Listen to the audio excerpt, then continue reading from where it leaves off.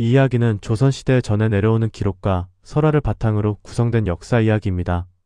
실제 역사 기록과는 일부 차이가 있을 수 있습니다. 늦가을의 차가운 바람이 한양의 골목 사이를 천천히 스쳐 지나가던 밤이었다. 해가 지고 한참이 지난 시간이었지만 도성의 공기는 완전히 잠들지 않았다. 성문 가까이에서는 술라군들이 횃불을 들고 조용히 거리를 돌고 있었고, 멀리 종로 쪽에서는 밤을 알리는 북소리가 둔하게 울렸다. 그날 밤 종로에서 멀지 않은 작은 골목에서 이상한 소문이 돌기 시작했다. 사람들은 누군가가 밤마다 같은 길을 걷고 있다는 이야기를 했다. 그러나 그 사람의 얼굴을 본 이는 거의 없었다. 처음 그 이야기를 꺼낸 것은 장사를 마치고 집으로 돌아가던 포목상인이었다. 그는 평소처럼 짐을 등에 지고 좁은 골목을 지나고 있었다.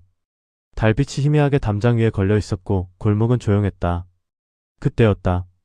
골목 끝에서 누군가 천천히 걸어오는 모습이 보였다. 긴 도포를 입은 사내였다. 그는 고개를 숙인 채 조용히 걸어오고 있었고 발걸음 소리도 거의 들리지 않았다. 포목상인은 자연스럽게 길 한쪽으로 비켜섰다. 하지만 사내가 가까이 다가올수록 이상한 느낌이 들었다. 토포자락이 바람도 없는데 미묘하게 흔들리고 있었고, 무엇보다 그 사내의 그림자가 달빛 아래에서 거의 보이지 않았다. 순간 등골이 서늘해졌다. 사내는 아무 말도 하지 않고 그를 지나쳤다. 스치는 순간 차가운 기운이 몸을 스쳐 지나갔다. 마치 겨울 새벽에 바람이 옷 속으로 들어온 것처럼 서늘했다. 포목상인은 뒤를 돌아보았다. 그러나 이상하게도 그 사내는 골목을 몇 걸음 가지도 않았는데 이미 어둠 속으로 사라져 있었다. 그날 이후 비슷한 이야기가 하나둘씩 들려오기 시작했다. 밤이 깊어지면 같은 골목에서 긴 도포를 입은 사내가 나타난다는 이야기였다. 어떤 이는 멀리서 그 모습을 보았다고 했고, 어떤 이는 바로 곁을 지나갔다고도 했다. 그러나 한 가지는 모두 같았다. 그 사내는 누구와도 말을 하지 않았고 항상 같은 방향으로 걸어갔다. 사람들은 처음에는 대수롭지 않게 넘겼다. 조선의 도성에서는 밤에 떠도는 소문이 드문 일이 아니었기 때문이다. 하지만 시간이 지나자 점점 이상한 점이 드러났다. 그 사내를 본 사람들이 모두 같은 말을 하기 시작한 것이다. 그의 얼굴이 잘 보이지 않는다는 것이었다. 달빛 아래에서도 횃불 아래에서도 이상하게 얼굴이 또렷하게 보이지 않았다. 마치 그림자가 얼굴 위에 얇게 드리워진 것처럼 흐릿했다고 했다. 이 소문은 결국 술라청에도 들어갔다. 술라군들은 밤마다 도성을 순찰하는 군사들이었다. 소문이 커지자 몇몇 술라군이 직접 그 골목을 지켜보기로 했다. 그날 밤 3명의 술라군이 담장 뒤에 몸을 숨기고 기다렸다. 달은 반쯤 기울어 있었고 차가운 안개가 낮게 깔려 있었다. 시간이 한참 지나자 멀리서 발걸음 소리가 들렸다. 천천히 그리고 일정한 간격으로 들려오는 발소리였다. 술라군들은 숨을 죽였다. 골목 끝에서 한 사람이 나타났다. 소문과 똑같이 긴 도포를 입은 사내였다. 그는 고개를 숙인 채 조용히 걸어오고 있었다. 술라군 중 한 명이 횃불을 높이 들었다. 불빛이 사내의 얼굴을 비추는 순간 세 사람 모두 순간적으로 말을 잃었다. 얼굴이 분명히 보이는데도 어딘가 이상했다. 눈과 코, 입은 분명히 있었지만 마치 오래된 그림을 보는 것처럼 흐릿했다. 사람의 얼굴이라기보다는 희미한 형상이 겹쳐진 듯한 느낌이었다. 술라군이 조심스럽게 물었다. 이 밤중에 어디로 가는 사람이요? 사내는 대답하지 않았다. 그저 걸음을 멈춘 채 잠시 서 있었다. 골목에는 바람소리만 조용히 흐르고 있었다. 잠시 뒤 사내는 다시 걸음을 옮겼다. 술라군 옆을 조용히 지나가며 아무 말도 하지 않았다. 그 순간 횃불을 들고 있던 군사가 낮게 숨을 들이켰다. 사내가 지나가는 동안 발소리가 들리지 않았기 때문이다. 분명히 눈앞에서 걸어가고 있었지만 돌길 위에서는 아무런 소리도 나지 않았다. 3명의 술라군은 한동안 그 자리에 서 있었다. 누구도 먼저 말을 꺼내지 못했다. 잠시 후 한 군사가 조심스럽게 뒤를 돌아보았다. 하지만 골목 끝에는 이미 아무도 없었다. 마치 처음부터 아무도 지나가지 않았던 것처럼 조용한 밤만 남아 있었다. 그 사건 이후 그 골목을 지나가는 사람들은 점점 줄어들었다. 어떤 사람들은 그것이 억울하게 죽은 선비의 혼이라고 말했고, 또 어떤 사람들은 밤길에서 우연히 마주친 착각일 뿐이라고 했다. 그러나 이상한 일은 그 뒤에도 계속 이어졌다. 몇 달이 지나 겨울이 깊어졌을 때였다.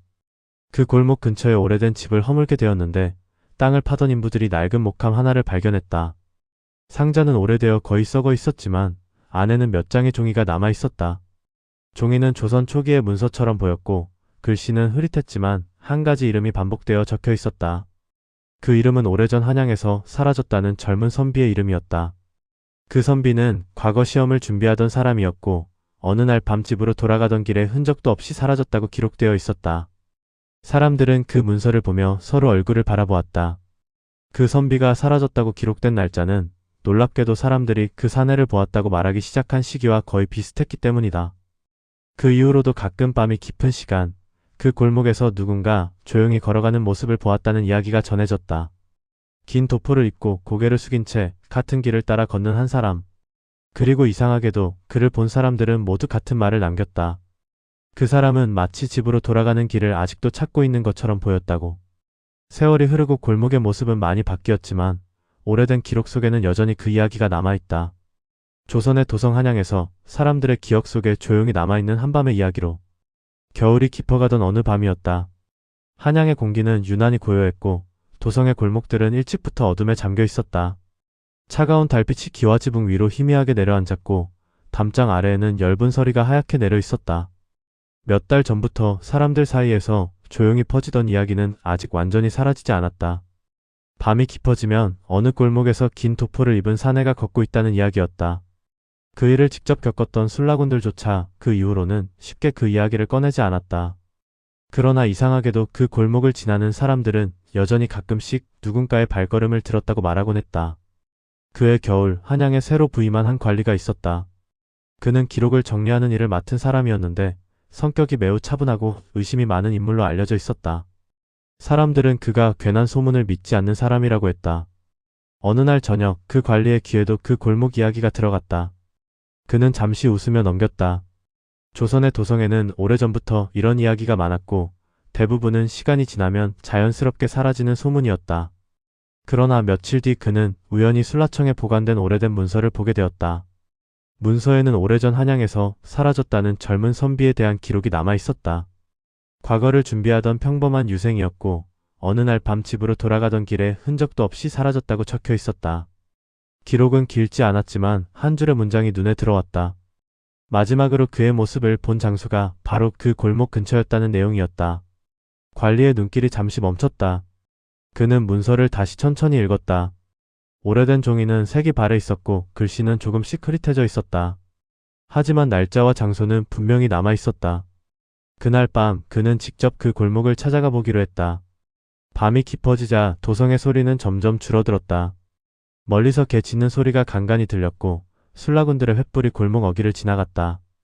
관리는 두꺼운 도포를 여미며 골목 입구에 서 있었다. 달빛은 흐렸고 하늘에는 옅은 구름이 떠 있었다. 담장 사이로 바람이 스치며 마른 나뭇가지가 서로 부딪히는 소리가 들렸다. 시간이 조금씩 흘렀다. 처음에는 아무 일도 일어나지 않았다. 그러나 밤이 더 깊어지자 골목 안쪽에서 아주 미세한 소리가 들렸다. 돌길 위를 누군가 천천히 걸어오는 소리였다. 관리의 시선이 골목 끝으로 향했다. 어둠 속에서 한 사람이 모습을 드러냈다. 긴 도포를 입은 사내였다. 그는 고개를 숙인 채 조용히 걸어오고 있었다. 발걸음은 일정했고 마치 오랫동안 같은 길을 걸어온 사람처럼 익숙해 보였다.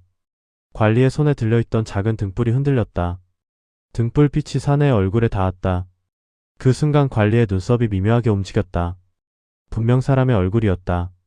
그러나 어딘가 또렷하지 않았다. 마치 얇은 안개가 얼굴 위에 겹쳐있는 것처럼 희미했다. 사내는 걸음을 멈추지 않았다. 관리의 곁을 지나치며 아무 말도 하지 않았다. 하지만 사내가 지나가는 순간 관리의 옷자락이 살짝 흔들렸다. 차가운 기운이 골목을 스치듯 지나갔다. 관리는 조용히 뒤를 돌아보았다. 사내는 이미 몇 걸음 떨어진 곳을 걷고 있었다. 그때였다. 관리의 시선이 돌길 위에 멈췄다. 희미한 달빛 아래에서 눈에 보이지 않던 것이 천천히 드러나고 있었다. 눈 위에 남은 발자국이었다. 골목에는 얇은 눈이 쌓여 있었는데 사내가 지나간 자리마다 선명한 발자국이 하나씩 찍혀 있었다. 하지만 이상한 점이 있었다. 발자국은 골목 중간에서 시작되고 있었다. 마치 누군가가 그 자리에서 갑자기 나타나 걸어가기 시작한 것처럼 보였다. 관리는 잠시 그 자리에 서 있었다. 그리고 천천히 그 발자국을 따라 걸었다.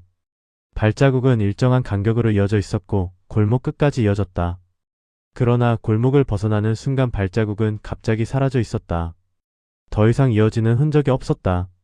마치 그 사람이 그 자리에서 다시 사라진 것처럼. 관리는 한동안 말없이 그 자리를 바라보았다. 그날 이후 그는 다시는 그 골목 이야기를 가볍게 넘기지 않았다. 며칠 뒤 그는 그 젊은 선비의 기록을 다시 찾아보았다. 오래된 문서를 더 뒤져보자 짧은 기록 하나가 더 발견되었다. 그 선비는 과거 시험을 준비하며 한양에 올라온 사람이었고 가족에게 보내려던 편지를 쓰던 중이었다는 내용이었다. 편지의 마지막 문장은 끝까지 적히지 못한 채 남아 있었다. 과거가 끝나면 반드시 집으로 돌아가. 그 뒤에 글씨는 흐릿하게 번져 있었다. 관리는 그 종이를 조용히 접었다. 그 이후로도 한양의 밤은 계속 흘러갔다. 골목의 모습도 조금씩 변했고 오래된 집들도 하나둘 사라졌다. 하지만 사람들 사이에서는 가끔 같은 이야기가 전해졌다. 밤이 아주 깊은 시간, 달빛이 흐린 날이면 누군가 조용히 골목을 걷고 있다는 이야기였다. 긴 도포를 입고 고개를 숙인 채 아무 말도 하지 않고 같은 길을 따라 걷는 한 사람. 어쩌면 그는 아직도 끝내 돌아가지 못한 길을 걷고 있는지도 모른다. 조선의 오래된 도성 한양 어딘가에서 그 밤의 발자국은 여전히 조용히 남아있을지 모른다.